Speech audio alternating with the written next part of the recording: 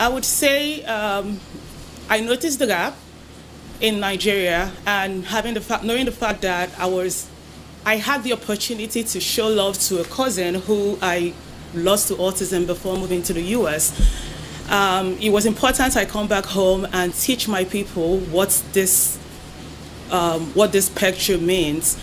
And that was actually what drove me into advocating for this community. And then the fact that there are so many people that are still struggling, and then there are mothers that have kids, and after having this child, you don't go back to the hospital to assess this child for the first, the third month, 6 months, and a year.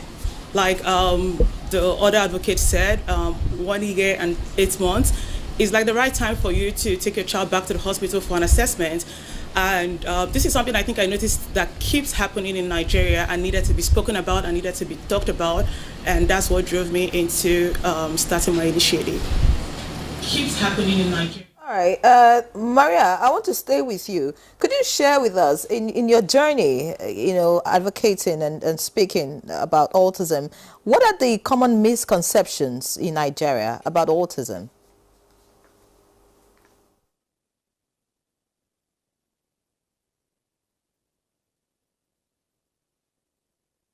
I think the most funny one is associating it with mental illness.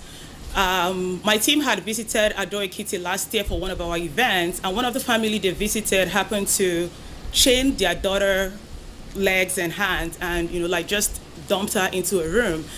And I remember them telling me, oh, when we came, they were like, oh, don't approach her. She can hit you and all of that. So I think one of the toughest misconceptions that needs to be clarified is that these kids are not mentally derailed, or they are not, like possessed, like most of us still believe. That misconception needs to be clarified. These kids are special with a special condition that needs to be taken care of. And like I always preach, if they're being taken care of and then early intervention, I still have friends that are still very much living in denial.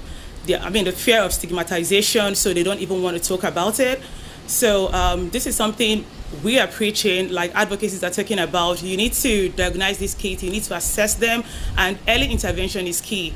So one of the myths, like you said, is, like still associating them with mental illness, still calling them names. However, these are kids that needs to be, like given special treatment so they can thrive.